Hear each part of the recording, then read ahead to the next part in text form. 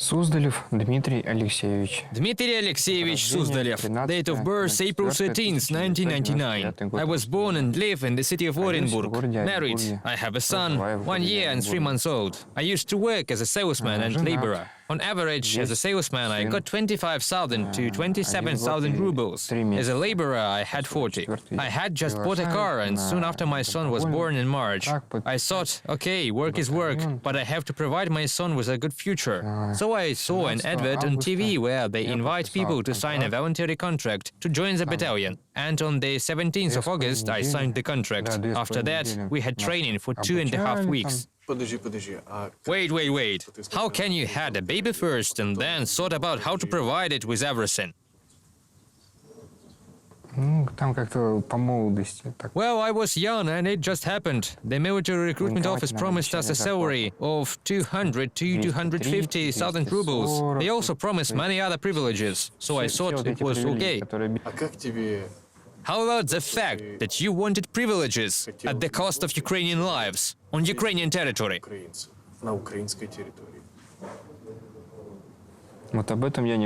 I did not think about that because we were always in the second line of defense. I mean, we didn't have to. It is still Ukrainian territory. Well, yeah, I understand. On the territory of a sovereign independent state. But I hadn't thought about that for some reason. Why?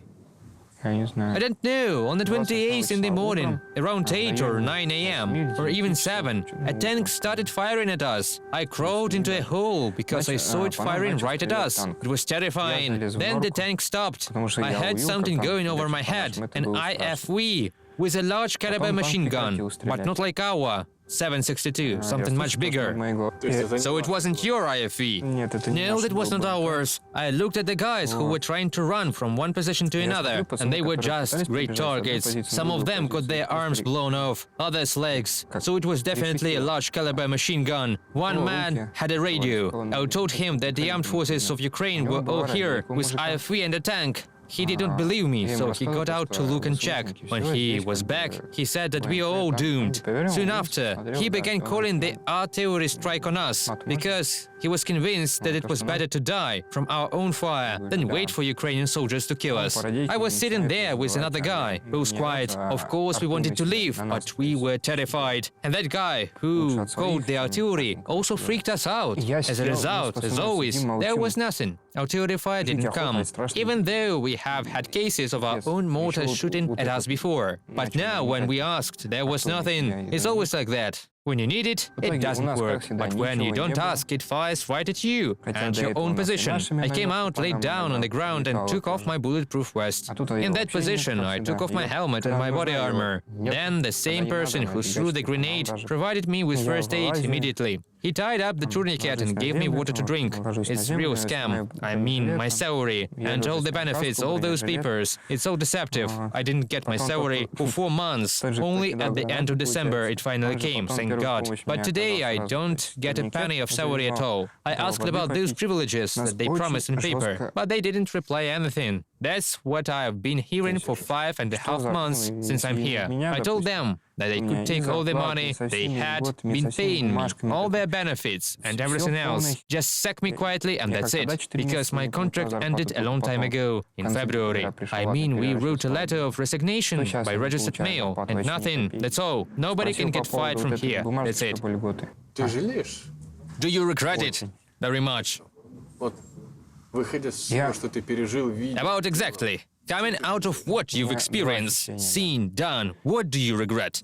I have two feelings. The first is regret for coming here at all. Although some people come here for the money. Like you did. Well, to put it crudely, to solve some personal problems. But I would have already solved all my personal problems at home, even without money. I would have found some other options, through acquaintances maybe. And the second sin is a very big disappointment in our command. What about them? Well, firstly, they lied to us twice. The second was on the 28th of June, when we were attacked and there was a tank shelling. Our battalion commander just ran away, leaving his men behind, leaving his entire unit for slaughter, or I don't even know how to call it. And that was it. A very few people managed to survive and escape. So the Russians abandoned their own. Yes. I am not accusing the guys from my unit who ran out of there, trying to save their lives. I am talking about the battalion commander who is responsible for this unit, but he just ran away without a command, without anything. What is his name? Call sign. I don't know the last name. Call sign Avangard. They simply don't care about ordinary soldiers. It is considered a norm for them to shoot their own people and force them to go to the front line under machine guns. It is also normal. Did they shoot their own? The commander of the brigade, call sign Sever, shot his own people. What was it like? I didn't see it with my own eyes, but he was beating me up, and not just me, but the whole squad. He said it is easier to shoot you than deal with you here. Eventually, it was proved that he shot at least 8 of our people, and there are still many that have not been proven yet. Our chief of staff, Medny, is also a jerk.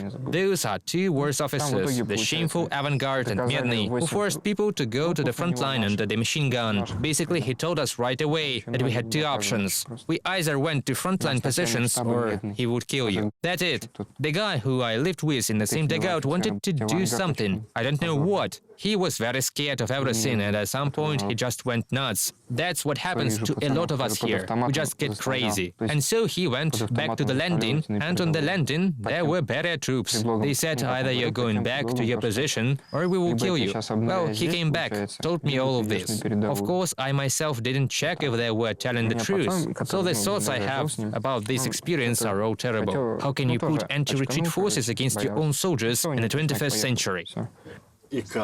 And how is that?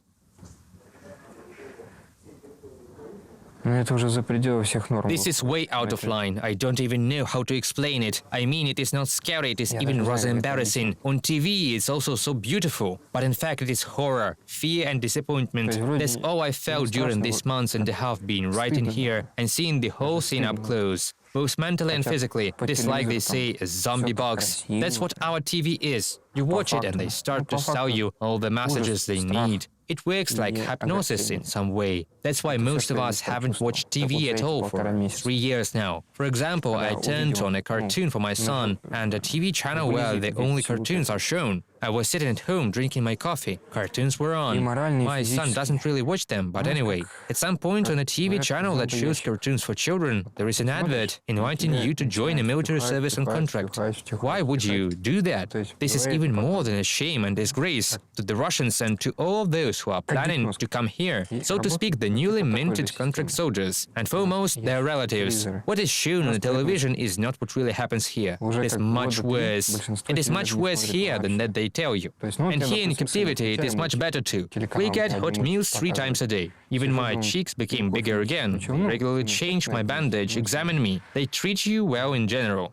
And I also want to appeal to those who want or have just signed a contract. If you want to come here because of some personal problems, and I'm sure many do, because I know that no patriots in our country at all. If that is your case, then you shouldn't come here. You can earn all that money at home, living with your family, being able to spend time with them and everything. And here, with a high likelihood, you could just die. Then you would be like those guys who died on the battlefield and no one even took away their bodies. That's the worst part. What I'm trying to say is that you can solve all of your personal difficulties back at home. Let our Russian politics decide everything here. Because this is not our war. It is Russia's political war. It is all politicized, and they try to solve their political issues here.